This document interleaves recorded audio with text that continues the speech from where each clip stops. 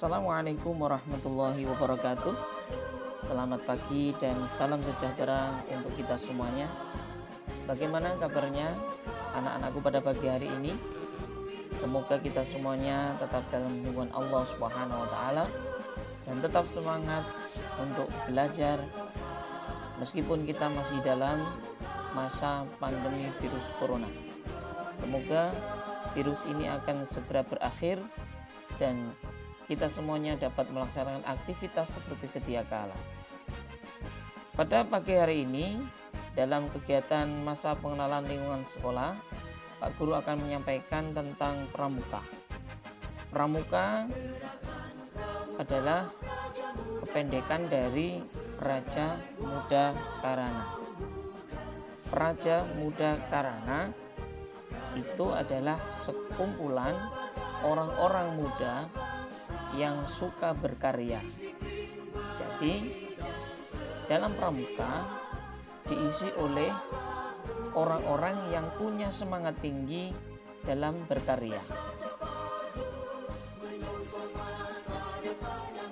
Lalu apa yang dimaksud dengan kepramukaan? Kepramukaan adalah proses pendidikan yang dilaksanakan di luar lingkungan sekolah dalam bentuk kegiatan-kegiatan yang menarik dan menyenangkan yang dilakukan di alam terbuka, yang mana sasaran akhirnya adalah pembentukan watak, pembentukan akhlak, dan pembentukan budi pekerti luhur. Di dalam kepramukaan terdapat beberapa golongan anggota, tingkatan anggota yang terdiri dari pramuka siaga yang diisi oleh anak usia 7 sampai 10 tahun, pramuka penggalang 11 sampai 15 tahun, pramuka penegak 16 sampai 20 tahun dan pramuka pandega bagi orang-orang yang sudah usia 21 sampai 25 tahun hingga disebut dengan anggota dewasa. Itulah anak-anakku keanggotaan, tingkatan keanggotaan yang ada di pramuka. Kita lanjutkan. Yang selanjutnya adalah sejarah pramuka. Pramuka, sejarah gerakan pramuka atau kepanduan di Indonesia telah dimulai sejak tahun 1923 yang ditandai dengan didirikannya Nationale Padvinders Organisatie atau disingkat dengan NPO di Bandung. Dan di tahun yang sama di Jakarta juga didirikan Young Indonesia Padvinders Organisatie atau disingkat SIPO. Yang kemudian dari kedua organisasi inilah melebur menjadi INPO, Indonesia Padvinders Organisatie, pada tahun 1926.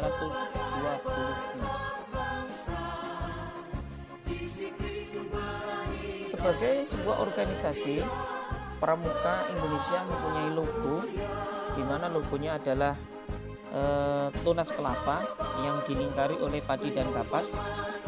Artinya adalah padi dan kapas itu menandakan kesuburan.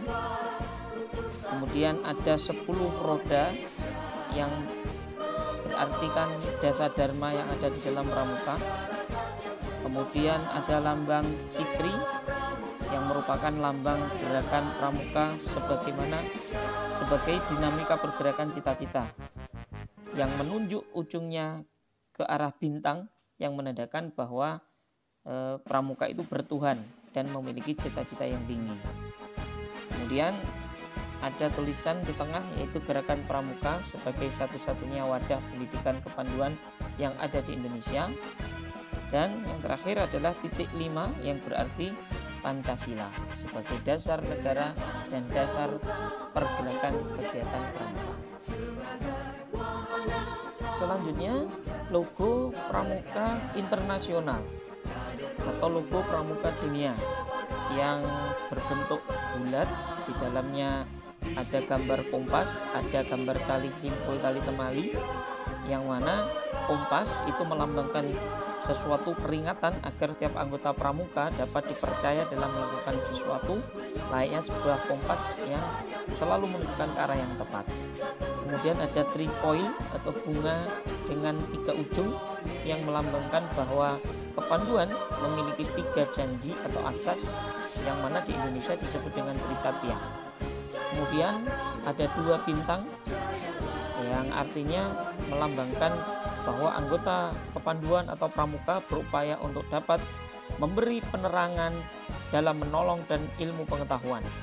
Kemudian tali melingkar dengan ujung yang membentuk simbol mati melambangkan bahwa setiap kepanduan di seluruh dunia dapat menjalin persahabatan dan persaudaraan antar sesama dan bermasyarakat. Selanjutnya mengenai tujuan dari kegiatan pramuka. Di antara tujuan kegiatan pramuka adalah 1. Memiliki kepribadian yang beriman, bertakwa, berakhlak mulia, berjiwa patriotik, taat hukum, disiplin. Yang kedua, menjunjung tinggi nilai-nilai luhur bangsa, berkecakapan hidup, sehat jasmani dan rohani. Yang ketiga, menjadi warga negara yang berjiwa Pancasila, setia dan patuh kepada NKRI, serta menjadi anggota masyarakat yang baik dan berguna. Yang keempat, dapat membangun dirinya sendiri secara mandiri, serta bersama-sama bertanggung jawab atas pembangunan bangsa dan negara, memiliki kepedulian terhadap sesama hidup dan alam lingkungan. Kemudian macam-macam kegiatan pramuka. Di dalam kegiatan pramukaan, kita akan mengenal beberapa kegiatan, diantaranya adalah tali temali, kemudian keterampilan pertolongan pertama gawat darurat, kemudian ketangkasan pioneering, keterampilan morse dan semapur, keterampilan sandi pramuka, kemudian penjelajahan dengan jejak, kemudian kegiatan pengembaraan, kemudian KKB yaitu keterampilan baris berbaris, yang ke-9 keterampilan menentukan arah, dan yang terakhir adalah internalisasi nilai-nilai karakter. Kita lanjutkan yaitu tentang Dasa Dharma Pramuka. Apa sih Dasa Dharma Pramuka itu? Dasa Dharma Pramuka berasal dari 2 kata, yaitu dasa yang berasal dari bahasa Jawa dan dharma yang berasal dari bahasa Sanskerta. Dasa berarti 10, sedangkan dharma artinya kewajiban, tugas hidup, aturan, kebajikan, dan kebenaran. Sehingga secara bahasa bisa diartikan bahwa dasa dharma adalah 10 kewajiban atau aturan ataupun kebajikan yang harus dilaksanakan seorang anggota pramuka sebagai dasar kegiatan sehari-harinya. Adapun isi dari Dasa Pramuka adalah Dasa Dharma Pramuka. 1. Takwa kepada Tuhan Yang Maha Esa. 2. Cinta alam dan kasih sayang sesama manusia. 3. Patriot yang sopan dan kesatria. 4. Patuh dan suka bermusyawarah. 5. Rela menolong dan tabah. 6. Rajin, terampil, dan gembira. 7. Hemat, cermat, dan bersahaja. 8. Disiplin, berani, dan setia. 9. Bertanggung jawab dan dapat dipercaya. 10.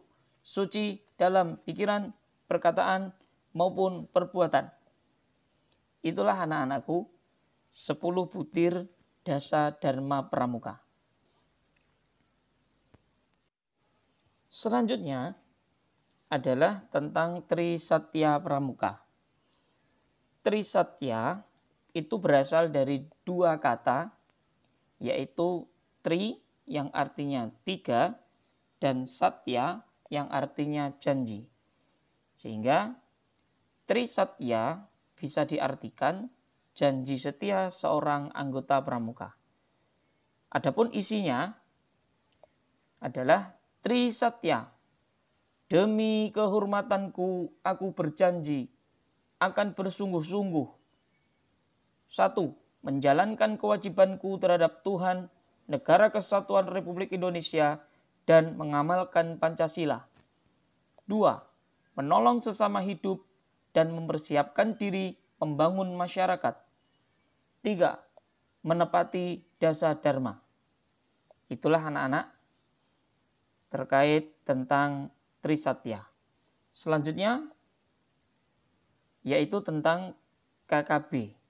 Salah satu kegiatan di dalam kegiatan kepramukaan adalah keterampilan baris berbaris, di mana seorang anggota pramuka akan diajari dan diarahkan serta dibimbing dalam mengenali peraturan baris berbaris.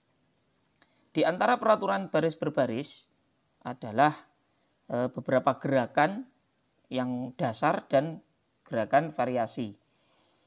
Baris berbaris adalah suatu wujud latihan ketangkasan yang diperlukan untuk menanamkan kedisiplinan dalam kehidupan sehari-hari. Di antaranya gerakan siap, gerakan istirahat di tempat, hormat, hadap kanan kiri dan serong, balik kanan, jalan di tempat, berjalan langkah biasa, berjalan langkah tegap, belok kanan, belok kiri, dan variasi. Kita lanjutkan tentang pelaksanaan ibadah di sekolah. Seperti kita tahu bahwa pelaksanaan ibadah itu termasuk dalam indikator ketakwaan seorang pemeluk agama. Pelaksanaan ibadah juga merupakan salah satu pengamalan Pancasila, yaitu sila pertama, ketuhanan Yang Maha Esa, dan pengamalan dari dasa dharma pramuka yang pertama, yaitu takwa kepada Tuhan Yang Maha Esa. Tentunya pelaksanaan ibadah disesuaikan dengan agama dan kepercayaannya masing-masing. Di sekolah, pelaksanaan ibadah secara berjamaah bertujuan untuk membiasakan siswa melaksanakan ibadah tepat waktu dengan tertib dan penuh tanggung jawab. Di sekolah kita, yaitu SDN Kelun, telah tersedia yaitu fasilitas sebagai tempat ibadah, yaitu sebuah musola, yang mana pelaksanaan ibadah secara berjamaah yang dilakukan di sekolah kita antara lain yang pertama adalah sholat duha yang dilaksanakan pagi ya antara jam istirahat, dan juga ada yang mungkin di jam pagi sebelum pelajaran dimulai. Yang kedua adalah sholat jamaah zuhur. Ya, jamaah zuhur ini dilaksanakan oleh semua kelas, yang mana pelaksanaannya nanti akan diatur mungkin kelas 1, 2, 3 ya sebelum istirahat kedua, dan kelas 4, 5, 6 ya kelas atas itu melaksanakannya bergantian setelah kelas bawah selesai. Kemudian kegiatan tadarus Al-Quran yang dilaksanakan di kelasnya masing-masing ya dilaksanakan sebelum pembelajaran dimulai ya terjadwal ya dengan kegiatan-kegiatan pembiasaan yang lain.